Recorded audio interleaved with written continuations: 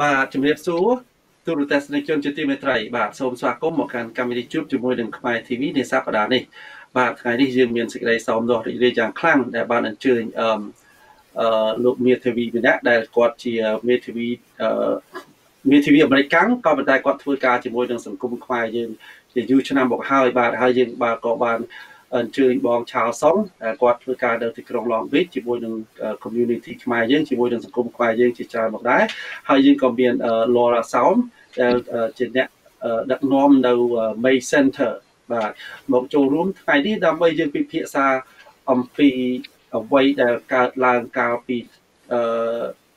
ខែ1ថ្ងៃទី6គឺនៅថ្ងៃពុធអាទិត្យមុននេះបាទដែលកើតឡើងនៅក្នុងសហរដ្ឋអាមេរិកយើងហើយយើងបាន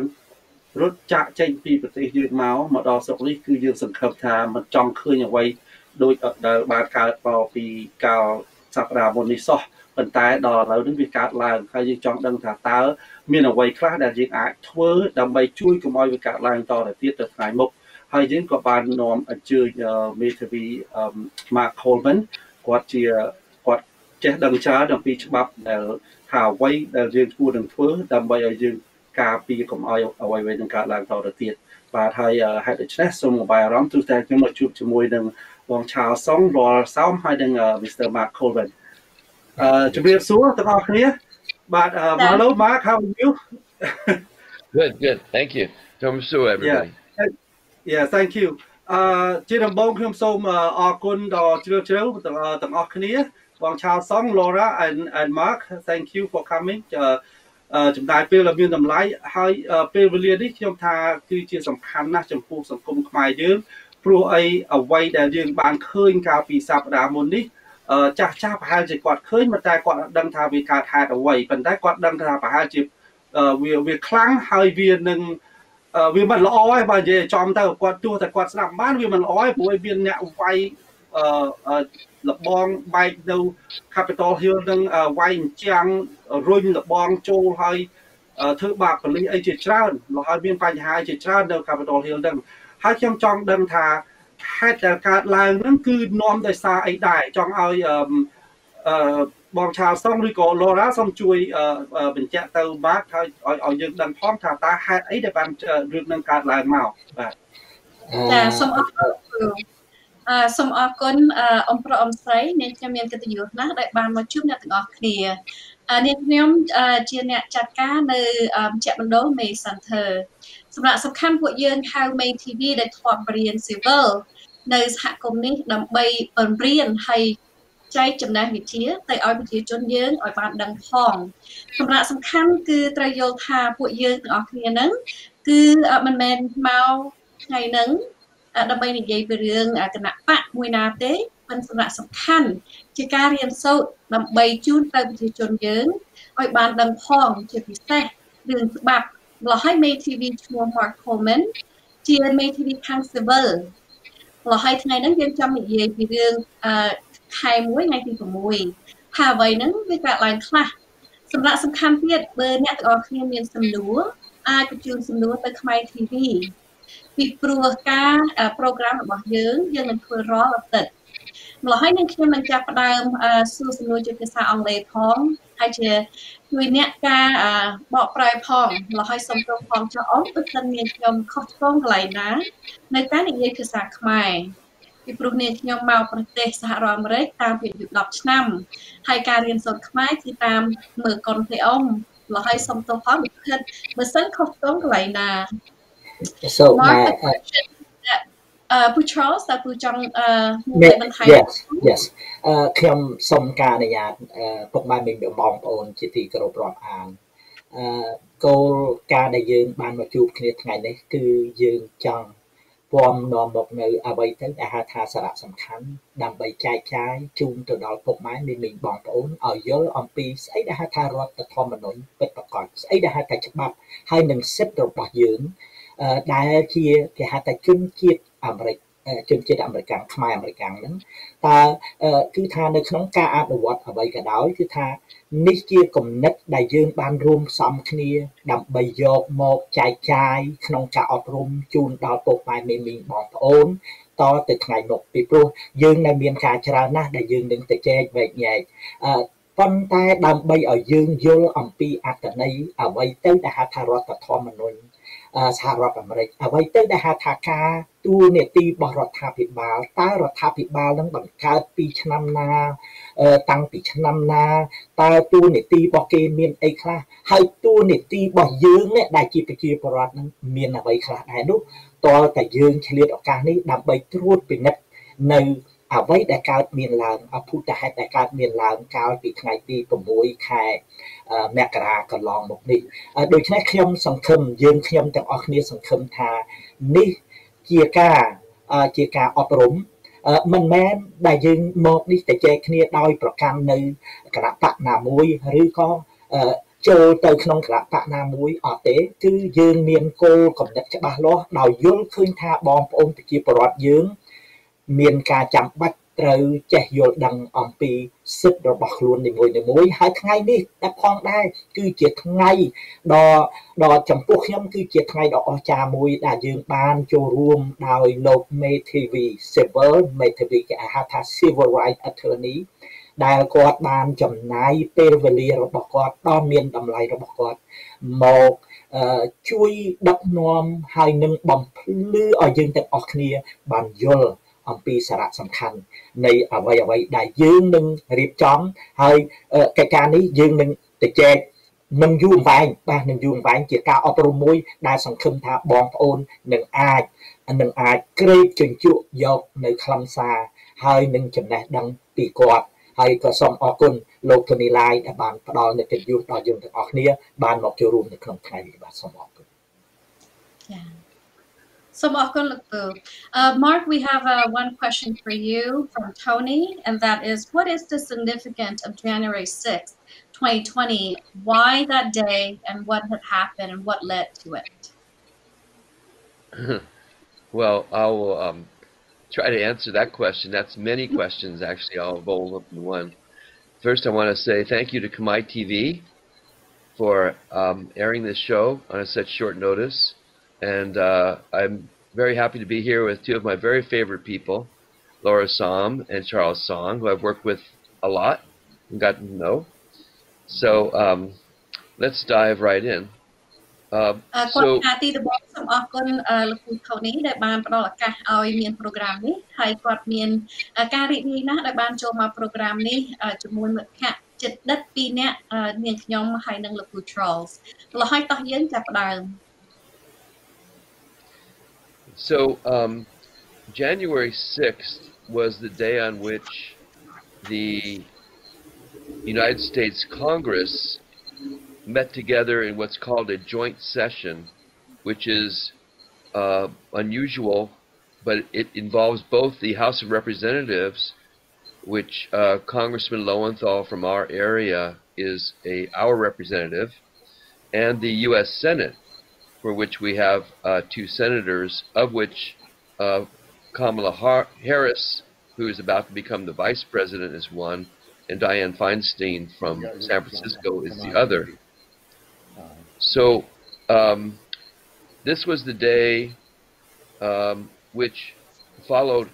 all of the election information and voting that had occurred at many levels. And we are going to, not in this show, but in another show, talk about how the American government is structured and the role of the Electoral College. But I will say that the Electoral College is the body who reflects the voting of all the people of the United States and all of the states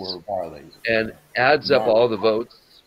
within the states and decides who won the election. So January 6th was the day on which Congress accepted the results, which is a formal thing which happens every 4 years without much discussion, and certifies the election as final and over. So in the midst of that counting, President Trump had a rally scheduled for all of his supporters, and they turned out in a large group at the Capitol And during the rally, many of the speakers urged the supporters in the crowd to march to the Capitol and I don't know if there's another word for it, but to fight. You continue to fight on, which is a vague word because fighting can be with words or with letters or with anything else, but it can also be violent, which is what happened. And so that crowd then marched to the Capitol while the voting was going on, which was a long process during the day, and basically invaded the Capitol to prevent the counting of the state's electoral college votes and stop the certification of the new president, Joseph Biden, from occurring. Mark, thank you very much. Can we have Laura translate, please? I think you've been too long. So, Laura, can you translate what you can pick up, please? Thank yes, you. I will try. And Charles, do you want to help me with this one? Yes, I will jump in with that. Yeah. សំណួរបានសួរទៅលោកបេធីវីថាតើថ្ងៃទី6មករាអភូតហេតុដែលកើតមានឡើងនៅទីក្រុង Washington វាមានសារៈសំខាន់អ្វីខ្លះបាទចម្លើយគឺគាត់បានឆ្លើយមកថាថ្ងៃនោះគឺជាថ្ងៃសំខាន់មួយដែលខាងសភាក៏ដូចជាតំណាងរាស្ត្រគេជួបជុំគ្នាដើម្បីនឹងបោះឆ្នោតដើម្បីនឹងរៀបចំឲ្យមានការ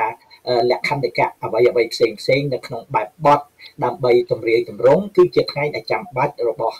ខាងសភាក៏ដូចជាតំណាងរាស្ត្រទាំងអស់គ្នាមកជួបជុំគ្នានៅថ្ងៃនោះហើយថ្ងៃនោះដែរក៏ជាថ្ងៃមួយដែលខាងប្រធានាធិបតីលោក Donald Trump គាត់បានរៀបចំឲ្យមានគេហៅថាការធ្វើបាតកម្មមួយដោយនៅក្នុងនោះរួមមានបញ្ចូលជាមួយនឹងអ្នកដឹកនាំមួយចំនួនដែលនៅក្នុងពាក្យពេចន៍របស់គេបានជំរុញឲ្យប្រជាពលរដ្ឋដែលទៅចូលរួមនៅក្នុងការធ្វើបាតកម្មនោះដែលមានចំនួនរាប់ម៉ឺនអ្នកនោះដោយប្រើនៅពាក្យពេចន៍ដែលមិនសមរម្យដោយប្រើពាក្យពេចន៍ថាយើងប្រឆាំងយើងវាយពីព្រោះថាពាក្យដែលប្រើនោះគឺថាវាអាចប្រើជាភាសាសម្ដីឬក៏ជាអាចប្រើនៅភាសាប្រដាប់អាវុធបានដូច្នេះអភូតហេតុដែលកើតមកពីថ្ងៃនោះគឺវាពាក់ព័ន្ធទៅនឹងសាច់រឿងទាំងពីរនោះបាទសូមអរគុណចាសម្រាប់សំខាន់ទៀតដែលយើងត្រូវដឹងថារាល់4ឆ្នាំគឺថ្ងៃទី1 January ហ្នឹងគឺធម្មតាទេជាថ្ងៃមួយដែល Congressmen គេនឹងជួបគ្នាដើម្បីគេ certify នៃការបោះឆ្នោតហ្នឹងថាប្រធានដែលបានឈ្នះហ្នឹងគឺជាអ្នកណាខ្លះម្ល៉េះហើយវាកើតឡើងគឺថ្ងៃហ្នឹងគឺដើម្បីបញ្ឈប់ដើម្បីឲ្យអ្នកដែលថាឡើងតាមជា president ថ្មីហ្នឹងគេនឹង certify ឲ្យម្ល៉េះហើយបានវាមានការហិង្សាដែលបែកកើតឡើង I think that's about it for that question. Mark, thank you so much. If you want to continue. Yes, so just a little bit about America's voting. It's a little confusing even for most Americans. So everybody who's a citizen gets to vote for the President of the United States and for their elected representatives, whether they're senators or representatives from Congress, every 4 years. But that doesn't determine the winner of the presidency. Now, there's a lot of people who say we should do away with the next step and just let the winner of the popular vote take office. But in 2016, for example, Hillary Clinton won the popular vote. In other words, more people voted for her than voted for Donald Trump, but she still lost the election. The reason is that when the America was created with the Constitution and the Bill of Rights,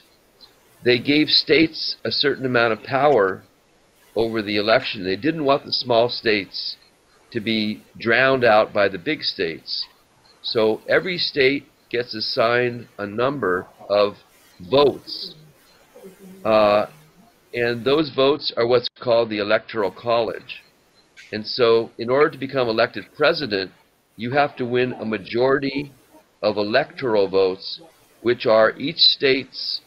number of votes in the college, and they all get added up on election day, and we figure out who got the most electoral votes. And Donald Trump, in 2016, had more electoral college votes than Hillary Clinton, even though Hillary Clinton got more just plain people to vote for her. So I wanted to clarify that. That's what the Electoral College does. លោកមេធាវី civil គាត់បានបញ្ជាក់ថានៅការបោះឆ្នោតលើកនេះវាមានការភ័ន្តច្រឡំខ្លះដែរដោយសារតែប្រជាពលរដ្ឋនឹងមិនបានយល់អត្ថន័យនៃការបោះឆ្នោតឲ្យបានពិតប្រាកដទី1បើសិនណាយើងយោងទៅតាមចំណូលចិត្តនៃប្រជាពលរដ្ឋបើយើងងាកទៅឆ្នាំ2016តាមរយៈការបោះឆ្នោតជ្រើសរើសរកប្រធានាធិបតីរវាងអ្នកលោកស្រី Hillary Clinton ហើយនិងលោក Donald Trump អ្នកស្រីលោកស្រី Hillary Clinton បានឈ្នះនៅចំណូលចិត្តរបស់ប្រជាពលរដ្ឋក៏ប៉ុន្តែគាត់ចាញ់នៅគេចំណុចមួយដែលគេហៅថាក្បួនខ្នាតដែលគេជ្រើសរើសមួយនឹងគឺថាការបោះឆ្នោតទៅតាមតំបន់ទៅតាមរដ្ឋនីមួយៗដែលគេបង្កើតឲ្យមានគេហៅថា electoral college មានន័យថាការបោះឆ្នោតទៅតាមខាងជួរមហាវិទ្យាល័យដែលគេជ្រើសរើសហ្នឹងគេថាគេតម្រូវឲ្យមានគ្រប់បន្តិចទៀតទៅថ្ងៃមុខយើងនឹងយកបញ្ហាហ្នឹងដើម្បីមកបញ្ជាក់ជូនឲ្យបានច្បាស់លាស់ដើម្បីឲ្យបងប្អូនបានងាយយល់អញ្ចឹងការបោះឆ្នោតហ្នឹងគឺវាមានពីរផ្នែកផ្នែកទី1ចំណូលចិត្តរបស់មនុស្សបាទនៅក្នុងការបោះឆ្នោតលើកនេះចំណូលចិត្តប្រកាសជាបើនិយាយទៅវាចង់ប្រហាក់គ្នាក៏ប៉ុន្តែគាត់នឹងវាអត់មានត្រង់ដែលលោកDonald Trumpចាញ់គឺចាញ់ដោយសារតែសញ្ញាឆ្នោតរបស់គាត់ដែលទៅតាមក្របខ័ណ្ឌទៅតាមច្បាប់ electoral vote ដែល vote ទៅតាមខាងផ្នែករដ្ឋនីមួយៗគេជ្រើសរើសខាងជាឡាយឆ្នោតហ្នឹងគឺថាគឺគាត់ចាញ់ដែលប្រធានាធិបតី Joe Biden បាទចាសម្រាប់សំខាន់មានខ្ញុំចង់បន្ថែមម្ដងទៀតគឺថាភាគច្រើនប្រជាជនរបស់យើងពេលរបស់ឆ្នោតហ្នឹងគឺយើងភាគច្រើនជាពិសេសអង្គចាស់គាត់បោះឆ្នោតតែឲ្យ president only ប៉ុន្តែសម្រាប់សំខាន់ប្រជាជនត្រូវយល់ដឹងថាតើការបោះឆ្នោតរបស់ប្រជាជនឬក៏ការបោះឆ្នោតរបស់អ្នកណាគេដែលអាចធ្វើឲ្យ president of the United States ឈ្នះបានសម្រាប់សំខាន់ដែលយើងត្រូវដឹងគឺថាការបោះឆ្នោតពីប្រជាជនមិនមែនដែលថាយើងបោះឆ្នោតទៅឲ្យការឈ្នះទៅ president of the United States ទេគឺនឹងគេហៅថា popular vote សម្រាប់សំខាន់គឺយើងត្រូវរៀនដឹងថាសហរដ្ឋអាមេរិកគេបានរៀបចំរដ្ឋាភិបាលក្បួនដែលគេបានរៀបចំហ្នឹងគឺថាគេឲ្យប្រជាជនបោះឆ្នោតមែនប៉ុន្តែគេគ្រាន់តែចង់ដឹងថាប្រជាជនចូលចិត្តគណៈបកខាងណាមួយឬក៏អ្នកណាដែលកំពុងតែរុនចង់អង្គុយនៅកៅអីនោះប៉ុន្តែយើងមិនបានដូចថាបោះឆ្នោតឲ្យទៅអ្នកណាឈ្នះទេការរៀបចំហ្នឹងគឺគេថាសហរដ្ឋអាមេរិកវាមានប្រទេសវាមាន state ដល់50វាមាន state ទូចវាមាន state ធំម្ល៉េះឲ្យឧទាហរណ៍ California បើសិនមានប្រជាជនរាប់សិបលានប្រៀបផ្ទឹមទៅ state ដទៃដែលមានប្រជាជនរាប់សិបម៉ឺនបើយើងឲ្យប្រជាជនជាបោះសម្លេងឲ្យទៅអ្នក President of the United States ថាចាញ់វិជ្ជាហ្នឹងគឺ state ទូចគឺគេមិនសូវមានសម្លេងទេម្ល៉េះហើយការរៀបចំរដ្ឋាភិបាលហ្នឹងគេថាអញ្ចឹងគេចែកសម្លេងទៅឲ្យមួយ state វិញកុំរាប់ជាចំនួនប្រជាជនម្ល៉េះហើយមានខ្ញុំសូមគ្រាន់តែអធិប្បាយកន្លែងហ្នឹងឲ្យច្បាស់លាស់សូមអរគុណ Mark you can continue All right so on November 3rd which was the election for the President of the United States Joe Biden received about 7 million more votes than Donald Trump. He also won more electoral votes than Donald Trump. So in order to win the Electoral College and be certified as president, you must have 270 Electoral College votes. So California, for example, has, I think, 46, something like that. And other states that are big have more votes, whereas Rhode Island, which is where a friend of mine lives, has only 3 votes. But that's because there are a lot more people in California than there are in Rhode Island. So all this is created by Congress. And for hundreds of years now, we have accepted what's called the peaceful transition of power, which means that we understand as a country and as a people that every 4 years is going to be a change. And sometimes it means that the party that's in office loses and the new party takes over. And that's what happened in 2016. And we all witnessed a peaceful transition of power at that point. So, when the votes happened on November 3rd, the President of the United States said that the only way he could have lost was if there had been fraud on a massive scale in the election. And because if there had just been correct voting people, every vote that was legal had been counted, he would have won. And that's what he said. And lots of people believe that. And they therefore believe that there must have been fraud in the 2020 election. So, the United States has a system for handling issues of fraud, which is illegal. And when they say fraud, what does that mean? Well, it can be many things. It could be people claiming they were voting because they used someone else's name. It could be people trying to vote twice. It could be people trying to vote in places where they didn't live. It could be dead people supposedly voting. There are many different ways in which you could do that. So they investigated claims in those states which were what we call swing states, which are states that can go either way.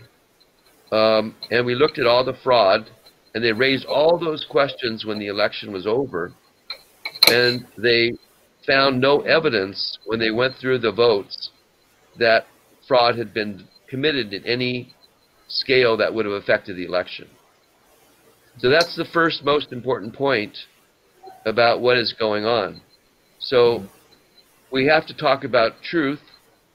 and about objective facts. And the objective facts and the truth of the election were that the system operated the way it was supposed to operate, and all 50 states reported results that were true, and there was no evidence of any fraud on any level that could have affected the election. That's not to say that there might not have been a few people here and there that tried to do something they shouldn't have, but when 150 million people vote, as they did in this election, there's bound to be a few problems somewhere. And there were, because you do something once every 4 years, there's going to be problems. But nothing that would have affected the outcome. លោកមេធាវីបានឲ្យដឹងថាការបោះឆ្នោតលើកនេះលោកប្រធានាធិបតីដែលទើបនឹងឈ្នះសន្លឹកឆ្នោតនេះគាត់បានទទួលចំនួនសន្លឹកឆ្នោត7លានច្រើនជាងលោកDonald Trump ហើយគាត់បានទទួលនៅសន្លឹកឆ្នោតគេហៅថា electoral vote នឹង200ឡើងលើសកម្រិត270តាមក្បួនខ្នាតគឺថាប្រធានាធិបតីណាដែលទទួលបាននៅកម្រិតសន្លឹកឆ្នោត270 electoral vote ដែល vote ទៅតាមគេហៅមហាវិទ្យាល័យ vote ដែលទៅតាមច្បាប់រដ្ឋនីមួយៗហ្នឹងគឺអាចនឹងបានជាប់ជាប្រធានាធិបតីនឹងជាប់ជាប្រធានាធិបតីយ៉ាងណាមិញដោយសារតែការចាញ់នេះហើយដែលវាពាក់ព័ន្ធទៅនឹងមានការដូចគេថាការចោទប្រកាន់ពាក់ព័ន្ធនឹងការកេងបន្លំបាទកេងបន្លំសន្លឹកឆ្នោតកេងបន្លំសន្លឹកឆ្នោតគាត់បានបញ្ជាក់ថាការបោះឆ្នោតធម្មតាវាតែងតែមានលើសខ្វះបន្តិចបន្តួចតែបើឲ្យយោងទៅតាមការបន្លំរហូតទៅដល់ថារឿងនេះដែលជារឿងមួយដែលមិនសមហេតុផលគាត់ត្រូវតែឈ្នះនោះគឺតាមដែលគេស្វែងរកយល់ឃើញនោះគឺវាអត់មានទេវាអត់មានទេដូច្នេះបើយើងចង់និយាយអំពីការខ្លែងបន្លំ វាអាចបែងចែកទៅជារឿងច្រើនបាទជារឿងច្រើនឧទាហរណ៍ក្នុងម្នាក់អាចបោះ2 3ដងអញ្ចឹងទៅឬក៏អ្នកខ្លះស្លាប់ហើយក៏នៅតែបោះឬក៏រឿងអីផ្សេងតទៅទៀតក៏ប៉ុន្តែសរុបសង្ខេបសេចក្តីឲ្យខ្លីមកគឺគេអត់បានគេនឹងមានន័យថាក្រសួងដែលការស៊ើបអង្កេតនឹងគេអត់បានបន្ទាប់ពីការផ្ដល់គ្នាមកនឹងគឺគេអត់បានរកឃើញនៅហេតុផលគ្រប់គ្រាន់ឲ្យដឹងថាអារឿងនឹងវាបន្លំចាញ់ដោយសារបន្លំនោះគឺអត់មានទេដូច្នេះគឺបញ្ហាទាំងអស់នេះហើយដែលគាត់ចង់ជម្រាបឲ្យបងប្អូនយើងបានយល់ឲ្យបងប្អូនយើងបានដឹងបាទប៉ុន្តែអត្ថន័យនឹងការដែលយើងចង់យកមកការធ្វើការអប់រំនេះម្ដងទៀតជម្រាបទៅដល់ពុកម៉ែមីមីបងប្អូនមិនមែនគម្រោងដើម្បីផ្ដោតគិតទៅលើស្អីដែលយើងនិយាយការដែលអភូតហេតុនឹងកើតឡើងមកទេគ្រាន់តែចង់លាតត្រដាងអំពីអ្វីដែលកើតមានឡើងដើម្បីឲ្យយើងបានមានឱកាសនឹងជម្រាបទៅដល់ពុកម៉ែមីមីបងប្អូននៅចំណុចសំខាន់ដូចជារដ្ឋធម្មនុញ្ញដូចជានីតិប្រតិបត្តិតើមានសាខារបៀបម៉េចអីរបៀបម៉េចការបង្កើតសហរដ្ឋអាមេរិកតាំងពីឆ្នាំ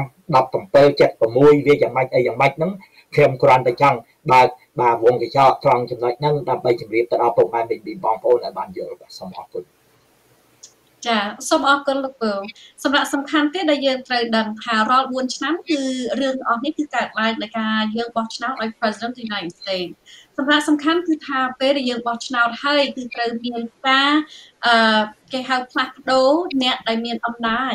មានន័យគេហៅ peaceful transition of power ការផ្លាស់ប្ដូរហ្នឹងត្រូវមានសន្តិភាពម្ល៉េះហើយថ្ងៃទី6ដែលយើងបានឃើញហ្នឹងគឺអត់មានសន្តិភាពទេគឺមានការគេហៅ violence ហិង្សាមកវិញសម្រាប់សំខាន់ដែលយើងត្រូវដឹងគឺថាសហរដ្ឋអាមេរិកគេមានច្បាប់គេមានគម្រោងរបស់គេដែលអាចចាត់ការរឿងដែលកើតឡើងអស់នឹងអ្វីកើតដូចជាធម្មតាទេសម្រាប់សំខាន់ដែលយើងត្រូវដឹងគឺថាពេលដែលរត់យកសម្លេងហើយនៅពលពេញនឹងការបោះឆ្នោតហ្នឹង President Trump គាត់បាននិយាយថាបើសិនគាត់ចាញ់គឺចាញ់ហ្នឹងដោយសារមានការលួចស្លឹកឆ្នោតម្ល៉េះហើយជួនកាលអ្នកប្រជាជនដែលបានស្ដាប់ទៅហ្នឹងគឺថាមែនហើយបើគាត់ចាញ់ហ្នឹងដោយសារមានកើតនឹងឯងប៉ុន្តែបើយើងឧទាហរណ៍ទៅដូចជាហ៊ុនសែនអញ្ចឹងបើគាត់កំពុងតែរត់យកសម្លេងហើយគាត់ថាបើអញឈ្នះបើអញចាញ់គឺដោយសារមានគេលួចស្លឹកឆ្នោតប៉ុន្តែបើសិនខ្ញុំចាញ់វិញបើសិនខ្ញុំឈ្នះវិញគឺអាហ្នឹងវាត្រឹមត្រូវម្ល៉េះហើយវាខុសមួយកន្លែងហ្នឹងទៀតសម្រាប់សំខាន់ហ្នឹងគឺថាពេលដែលគេតាមដានគេមានក្បួនរបស់គេគឺសិទ្ធិរបស់ប្រជាជនទេហើយគឺសិទ្ធិរបស់ President of the United States ហើយក៏ជាសិទ្ធិអ្នកដែលរត់យកកៅអីនឹងឯងបើសិនគេមានអារម្មណ៍ថាមានអ្វីខុសឡើងខុសឆ្គង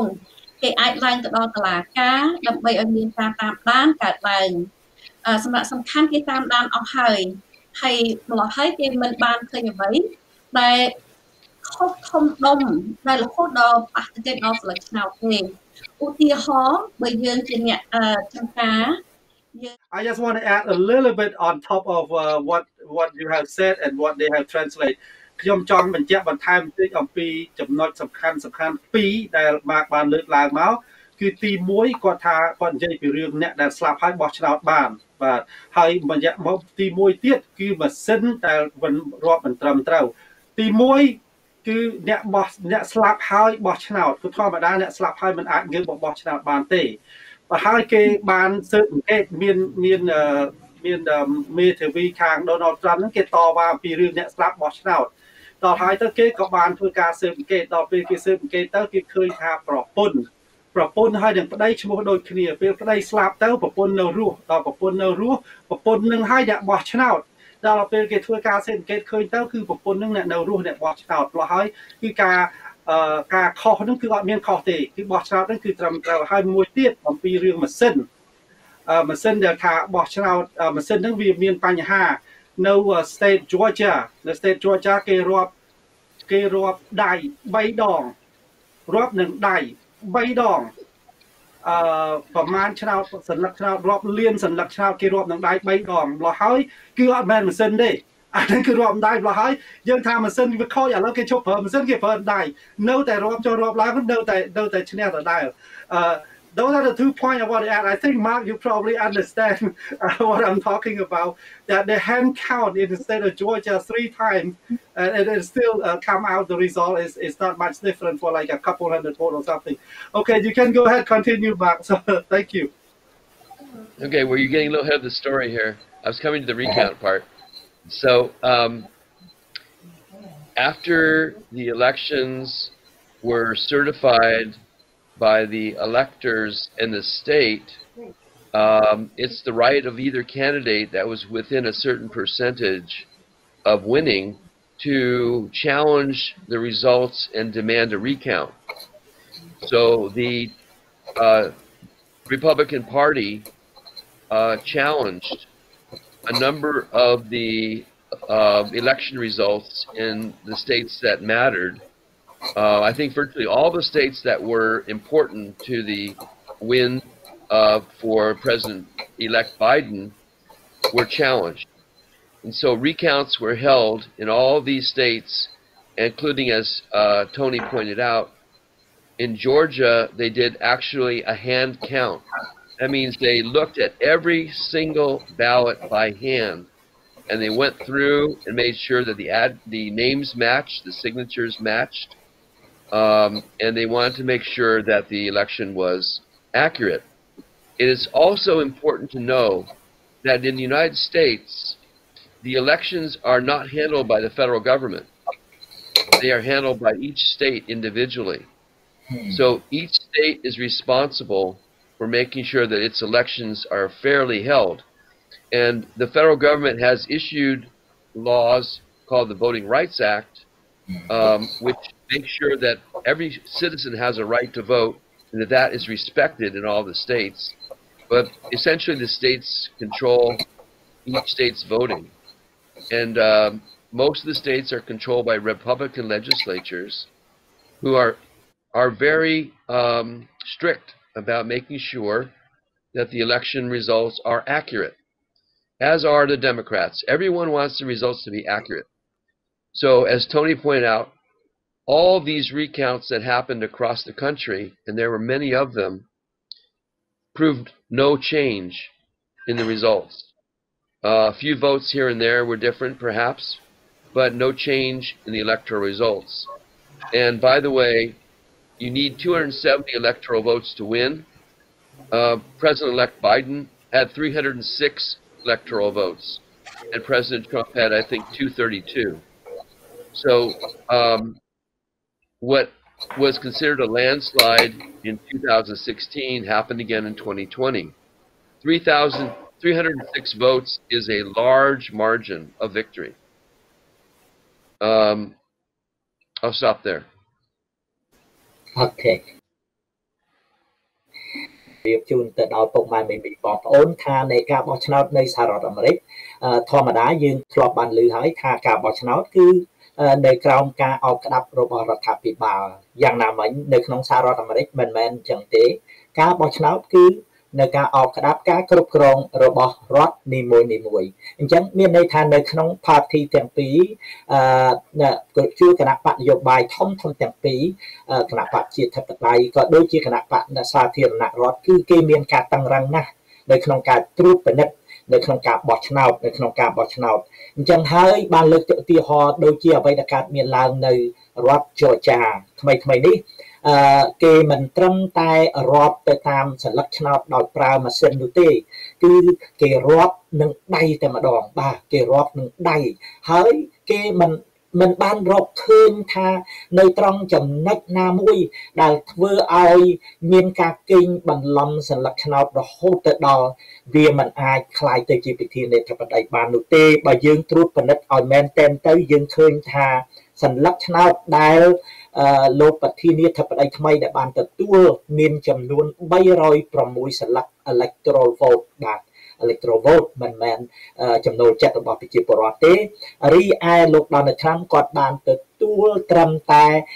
232 vote នៅសន្លឹកឆ្នោតតែប៉ុណ្ណោះដូច្នេះបើយើងប្រៀបធៀបទៅនឹងសន្លឹកឆ្នោតដែលនៅក្នុងជួរក្របខ័ណ្ឌរបស់គេគឺបានបង្ហាញឲ្យឃើញថាលោក Donald Trump គាត់ចាញ់នេះគឺថា by the landslide គឺថាដាច់តែម្ដងបាទ ចាសម្រាប់សំខាន់ដែលយើងត្រូវយល់ផងគឺថាការរាប់ស្លឹកឆ្នោតនីមួយៗឬក៏ការកាន់កាប់ការបោះឆ្នោតនីមួយៗគឺស្ថិតទៅលើ state រដ្ឋនីមួយៗទេមិនមែន federal ទេ federal មានន័យថាគឺកាន់កាប់មកសហរដ្ឋអាមេរិកផងទាំង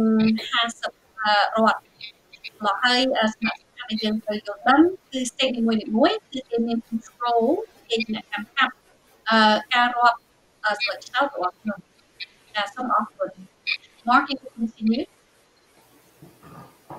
All right, so all this is part of the legal process that the law allows in the United States because voting is a sacred right, and the results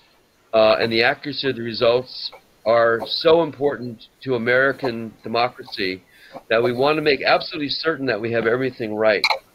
But there's another step. And so after the results were certified in all of the 50 states, the Republican Party filed lawsuits in several of those states asking the court to investigate and overturn the election results and order new elections or simply invalidate the results and let things go from there. Over 60 lawsuits were filed in various state federal courts around the country. And after all the lawsuits had been filed and all the arguments had been heard and all the evidence had been presented, not one of those lawsuits succeeded. And so the court system,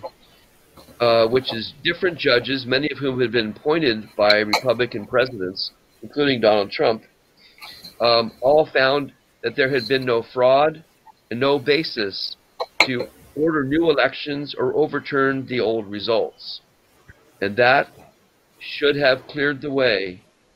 for the Electoral College to issue a final result and have the final result be certified by the Congress, which is the last step in the process. ការបោះឆ្នោតបងប្អូនត្រូវចងចាំថាគឺជាសិទ្ធិពិសិដ្ឋបាទ sacred right មានន័យថាសិទ្ធិពិសិដ្ឋរបស់ប្រជាពលរដ្ឋយើងទាំងអស់គ្នានៅក្នុងសហរដ្ឋអាមេរិកយ៉ាងណាមិញបន្ទាប់ពីការបោះឆ្នោតនៃឆ្នាំ2020កន្លងមកនេះគឺលោក Donald Trump បានដាក់ពាក្យបណ្ដឹងបាទបណ្ដឹងជាង60បណ្ដឹងបាទជាង60បណ្ដឹង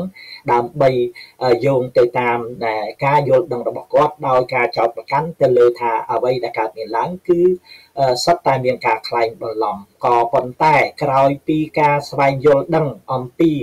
ក្រសួងតុលាការបានឲ្យដឹងថាណែគ្មានត្រង់ចំណុចមួយណាដែលពាក្យបណ្ដឹងរបស់គាត់ដែលមានបានទទួលជ័យជំនះមួយទេបាទទទួលជ័យជំនះមួយទេនិយាយនេះមិនមែនគឺនិយាយដោយសារតែយើងគឺសិតតែមានក្រដាសស្នាមពិតប្រាកដបាទមានក្រដាសស្នាមពិតប្រាកដហើយគឺថាមិនបានទទួលជ័យជំនះមួយណាទេដូច្នេះគឺថាអ្វីដែលកើតមានឡើងនេះគឺចង់មិនចង់វាមិនអាចជាការខ្លែងបន្លំបានចាសម្រាប់សំខាន់ដែលយើងអាចយល់ដឹងពីអ្វីដែលគាត់បានអធិប្បាយពីមុនគឺថារដ្ឋនីមួយៗជាអ្នកកាន់កាប់ការរត់បោះឆ្នោតហើយរាប់ស្លឹកឆ្នោតម្ល៉េះហើយក្រោយដែលយើងបោះឆ្នោតហើយនឹងគឺ state ឬក៏រដ្ឋនីមួយៗគេបានសញ្ញេទទួលការរាប់ស្លឹកឆ្នោតអស់នោះបន្ទាប់មកគឺថាអ្នកដែលរត់យកកៅអីហ្នឹងដូចជា President Trump ឬក៏ President Biden អាចរៀបចំការប្តឹងឡើងទៅតុលាការបើសិនគេមានអារម្មណ៍ថាមានអ្វីមួយដែលខុសម្ល៉េះហើយ President Trump គាត់បានធ្វើអនុវត្តសិទ្ធិរបស់គាត់បានធ្វើ lawsuit ការប្តឹងផ្តល់ហ្នឹងគឺ60 case ហើយចាញ់ទាំងអស់អ្នកកាត់ក្តីទាំងអស់គឺបានចេញសម្លេងមកគឺថា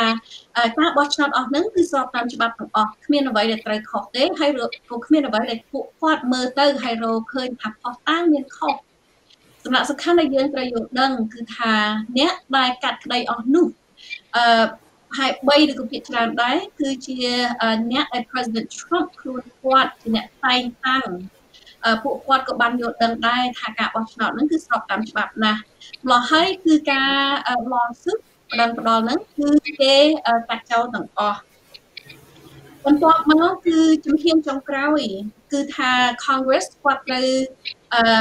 មានការបញ្ជុំហើយត្រូវទទួលថាការបោះឆ្នោតនឹង result អស់នឹងដែលរាប់សម្រាប់ឆ្នោតអស់នឹងត្រឹមត្រូវឬក៏អត់ម្ល៉េះហើយវាកើតឡើងគឺខែ1ថ្ងៃទី6ឆ្នាំ2021នឹងឯងដែលមានហេតុការណ៍ដែលយើងបាននិយាយពេលដែលយើងចាប់ផ្ដើម program នេះអញ្ចឹងអ្នកទាំងអស់គ្នាសូមជួយស្ដាប់បន្តទៅទៀត Mark you can continue I think we're running out of time for this segment and we're going to continue the segment a little bit later but before we go I'm going to summarize of what I have learned so far កម្មវិធីយើងថ្ងៃនេះចិត្តចូលទៅទីបញ្ចប់ក៏ប៉ុន្តែកម្មវិធីយើងអត់ចប់ទេកម្មវិធីយើងនៅតែបន្តទៀតប៉ុន្តែពេលវេលាត្រូវឲ្យយើងជប់ប៉ុណ្ណេះសិនក៏ប៉ុន្តែមុននឹងយើងជប់កម្មវិធីខ្ញុំចង់សង្ខេបបន្តិចអ្វីដែលខ្ញុំបានរៀនមកបាទដែលខ្ញុំបានរៀនមកពីម៉ាកបាទទី1ថានៅសហព័ន្ធអាមេរិកយើងនេះគឺចែកជា50 state ហើយជា50 state គឺ50រដ្ឋហើយរដ្ឋនីមួយទទួលការខុសត្រូវនឹងបោះឆ្នោតដោយខ្លួនឯងដែលមិនតាក់ទងនឹងរដ្ឋមួយណាទៀតឡើយបាទហើយរដ្ឋនីមួយគឺគេចែកឲ្យគេហៅថា electoral college គឺសន្លឹកឆ្នោតដែលគេរើសនៅក្នុងរដ្ឋហ្នឹងគេរើសអ្នកណាដែលជាមានជាសន្លឹកឆ្នោតឧទាហរណ៍ថានៅរដ្ឋ California គេឲ្យ27ស្លឹកឆ្នោតឬក៏28ស្លឹកឆ្នោតខ្ញុំអត់បានចាំទេហើយដូចទីហោថា state Alaska គេឲ្យប្រមាណ10ស្លឹកឆ្នោតឬក៏ប្រមាណស្លឹកឆ្នោតអញ្ចឹងគឺ state នីមួយស៊ីសងទៅលើមនុស្សគេចែកសន្លឹកឆ្នោតឲ្យគ្រប់គ្នាទាំងអស់មិនមែនថាឧទាហរណ៍ថា California យើងមាន40លានអ្នកយើងត្រូវបានស្លឹកឆ្នោតច្រើនគឺអត់ទេគឺទោះតែ40លានអ្នកហ្នឹងក៏ដោយបើសន្លឹកឆ្នោតយើងមានប៉ុណ្ណាគឺមានតែប៉ុណ្្នឹងឯងដែលអាចយកទៅរាប់នៅក្នុងសហព័ន្ធទាំងអស់បានបាទហើយដោយ state ខ្លះដោយ state តូចចឹងទៅគេឲ្យស្លឹកឆ្នោតតែ6ស្លឹកឆ្នោតចឹងទៅកន្លែងខ្លះទៅគឺបាទដល់ពេលណាយើងបោះឆ្នោតឧទាហរណ៍នៅក្នុង California អញ្ចឹងប្រជាជនបោះឆ្នោតឲ្យជាប់ឧទាហរណ៍ថា Joe Biden ឬក៏ Donald Trump អញ្ចឹងគឺអ្នកណាបានស្លឹកឆ្នោតច្រើនជាងគេគឺយកស្លឹកឆ្នោតនឹងឯងគេហៅថា electoral college ហ្នឹងគឺថាឧទាហរណ៍ថាប្រមាណស្លឹកហ្នឹងគឺយកតែប៉ុណ្្នឹងឯងយកទៅរាប់គេមិនមែនយកប្រជាជនទាំងរាប់លានអ្នកនៅក្នុងប្រទេសនៅក្នុង state ហ្នឹងដើម្បីរាប់ជាស្លឹកឆ្នោតទេព្រោះអីវាខុសពីជាងប្រទេសយើងផ្សេងព្រោះប្រទេសយើងផ្សេងកាលណាគេហៅថា popular vote បានន័យថាប្រជាជនបោះឆ្នោតទៅប្រមាណគឺប៉ុណ្្នឹងហើយស្រុកអាមេរិកគេធ្វើខុសពីប្រទេសផ្សេងគេធ្វើជាព្រោះគេមានសហព័ន្ធគេហៅថា federal ហ្នឹងគឺ control ទៅលើ state គ្រប់ទាំងអស់បាទអាហ្នឹងអំពីរឿងស្លឹកឆ្នោតហើយកាលពីថ្ងៃទី6ខែ1ថ្ងៃទី6ហ្នឹងគឺនៅពេលចុងបញ្ចប់ដែលតំណាងសភាដែលរដ្ឋសភាដែលតំណាងសភាគឺថា Congress representative ពី state នីមួយហ្នឹងទៅប្រជុំគ្នាដើម្បីរាប់សន្លឹកឆ្នោតហ្នឹងគឺសន្លឹកឆ្នោតហ្នឹងមានតែទាំងអស់តែជា500ជាង500សន្លឹកទេព្រោះ306បូកនឹង232បាទ232ហើយនឹង306បាទtotal សន្លឹកឆ្នោតមានតែប៉ុណ្្នឹងទេដើម្បីគេកុំឲ្យគេរាប់ចំណាយពេលបើសិនជាគេរាប់លានអ្នកទៅវាច្រើនម្ល៉េះហើយគេយកសន្លឹកឆ្នោតពី state នីមួយហ្នឹងយកមកហើយគេយកទៅបញ្ជាក់ឲ្យពិតប្រាកដថាសន្លឹកឆ្នោតហ្នឹងមកពី state ហ្នឹងគឺបានរាប់ពិតប្រាកដហើយគឺបានបញ្ជាក់ពិតប្រាកដហើយពីក្រសួងគ្រប់ក្រសួងមានសមត្ថកិច្ចគ្រប់ជាន់ថ្នាក់បញ្ជាក់ពិតប្រាកដហើយបានគេយកមកគេរាប់ហើយvice president ហ្នឹងគេអ្នកបញ្ជាក់ថាឥឡូវហ្នឹងវាមានអ្នករាប់ហើយតើមានអ្នកណាមានការតវ៉ាអីទេហើយកាលពីថ្ងៃហ្នឹងមានការតវ៉ាហេតុដូច្នេះហើយបានជារឿងហ្នឹងវាកើតឡើងទៅជាធំដុំដោយសារតែវាមានបញ្ហាការតវ៉ាហ្នឹងទី1អ្នកតវ៉ានៅខាងក្នុងគឺតំណាងរាស្ត្រពីរដ្ឋនីមួយដែលគេអ្នកប្រឆាំងហ្នឹងគេប្រឆាំងនៅខាងក្នុងហើយទី2អ្នកប្រជាជនដែលកាន់គ្រប់គ្រងខាងគណៈបកសាធារណរដ្ឋហ្នឹងគេទៅប្រឆាំងដែរក៏ប៉ុន្តែដោយសារតែគេប្រឆាំងប្រជាជនហ្នឹងគឺដូចជាមានប្រើអំពើហិង្សាផងបានជាឃើញវាយជាង Capitol Hill ហ្នឹងគឺវាយទ្វារវាយអីបើករត់ចូលហើយស្លាប់ដល់ទៅ5នាក់ឥឡូវនេះគឺស្លាប់5នាក់ហើយប៉ូលីសមួយទៀតខ្ញុំទៅឃើញនៅក្នុងព័ត៌មានថាស្លាប់មួយទៀតដែរបាន6នាក់ប៉ូលីសហ្នឹងគឺគាត់សម្លាប់ធ្វើឃាតខ្លួនឯងគេមិនដឹងថាដោយហេតុអីទេក៏ប៉ុន្តែប៉ូលីសហ្នឹងធ្វើការនៅកន្លែងហ្នឹងនៅក្នុងកំឡុងហ្នឹងនៅពេលហ្នឹង ហើយដល់ក្រោយមកគាត់ម្សិលមិញបានធ្វើឃាតខ្លួនឯងក៏ហើយក៏គួរឲ្យអណោយធំដែរបាទហើយប៉ុន្តែថ្ងៃនេះយើងចង់សម្រាប់ប៉ុណ្ណេះសិនហើយពេលយើងត្រឡប់មកវិញយើងនឹងបញ្ជាក់សួរទៅម៉ាកម្ដងទៀតព្រោះគាត់ជាមេធាវីគាត់ដឹងច្រើនហើយយើងចង់បញ្ជាក់ជាមួយគាត់ម្ដងទៀតដើម្បីឲ្យគាត់បកស្រាយឲ្យបានវែងឆ្ងាយហើយកម្មវិធីនេះយើងនឹងមានតទៅទៀតគឺជារៀងរាល់ពេលវេលាអញ្ចឹងព្រោះអីបើសិនជាយើងព្រោះវាវែងឆ្ងាយណាស់ការច្បាប់នៅស្រុករដ្ឋអាមេរិកនេះយើងទៅចង់ដឹងទៀតខ្ញុំចង់ដឹងថាតើបកប្រជាធិបតេយ្យនឹងជាម៉េចកើតពីគេប៉ាល់ណាហើយបកសាធារណរដ្ឋនឹងយ៉ាងម៉េចខ្លះកើតពីណាហើយអ្វីទៅដែលគេហៅថា constitution នឹងហើយអ្វីទៅដែលសិទ្ធិរបស់ផងយើងនោះគឺថាអ្វីទៀតជាច្រើនដែលខ្ញុំត្រូវសួរម៉ាក់ក៏ប៉ុន្តែដោយសារកម្មវិធីយើងមានពេលខ្លីប៉ុណ្ណេះយើងចង់សម្រាប់ប៉ុណ្ណេះសិនពេលក្រោយយើងនឹងមកជួបទូរទស្សនិកជនម្ដងទៀតបាទហើយសូមអរគុណដល់ទូរទស្សនិកជនទាំងអស់ដែលបានតាមដានទស្សនាខ្មែរ TV តាំងពីដើមរហូតមកបាទសូមជូនពរឲ្យទូរទស្សនិកជនទាំងអស់ជួបតែសេចក្តីសុខប្រកបមុខរបររកស៊ីមានបានហើយមានសុខភាពល្អបរិបូរណ៍គ្រប់ក្រុមគ្រួសារបាទពីយើងខ្ញុំទាំងអស់គ្នាសូមអរគុណនិងសូមជម្រាបលាបាទចា៎ជម្រាបលា